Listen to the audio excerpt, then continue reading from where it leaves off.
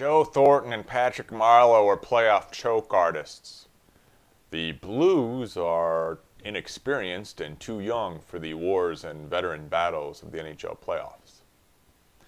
Those are the two cliches we're likely to hear from fans and media during the San Jose Sharks and St. Louis Blues first-round playoff series, particularly if things go poorly for one team or the other. I'm Dominic Jansky with LighthouseHockey.com, and this is another 3-Minute Island NHL playoff preview for SB Nation's YouTube channel. Despite those cliches, in reality what we have here is two pretty good teams facing off in the 2 versus 7 seed in the Western Conference. You have the Sharks, who have a very dangerous power play and some top-end talent with multiple 30-goal scorers and a 77-point producer in Joe Thornton, versus the very deep and balanced St. Louis Blues, who send three lines of attack at the opponents in waves. They don't even have one 30-goal scorer, and David Backes led them in goals with 25. But what they do have is Backes, David Perron, TJ Oshie, Andy McDonald, Alexander Steen, the very underrated Vladimir Sobotka. They have several guys who play Ken Hitchcock's very strong, responsible two-way game, which of course is why the Blues were the only team to allow fewer than 2 goals against per game in the NHL this season. That's also a big reason why the Blues have an apparent advantage in goal in this series, with Brian Elliott and Yaroslav Halak having the best stats by far in the NHL this year. Now, neither of those guys are the best goalies in the league, but they're probably better than Antti Niemi, the average goalie for the Sharks. But even Niemi has a good track record. He was able to backstop the superior Chicago Blackhawks to the Stanley Cup Finals and win it in 2010.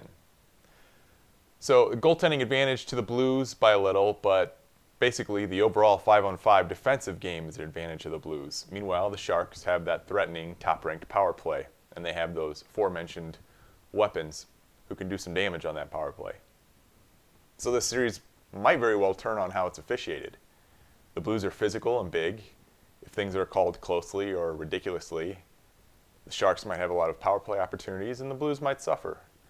If things are let go or things are just allowed to play naturally at 5-on-5, the Blues probably have the advantage there. Regardless, there's some history here. The Blues' only President's Trophy victory in franchise history ended in first-round collapse when they lost to the 8-seeded Sharks over a decade ago. The two teams have met in the playoffs 2 times since, each splitting a series.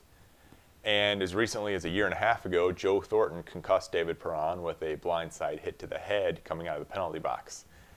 That sent Perron to the shelf for just about a year, and he's only come back this season, late in the season, but he's done pretty well ever since he returned. He's one of those balanced threats I was referring to, and he could be one of several Blues forwards who help swing the series. On defense, the Blues also have nice complementary pairings. They have 2 offensive guys, Alex Pietrangelo and Kevin Shattenkirk, who are complemented by defensive shutdown guys in Roman Polak and Barrett Jackman. It's just an overall, all-around balanced team from the Blues, but there are a few opportunities there where the Sharks, a good team in their own right, might pull this out.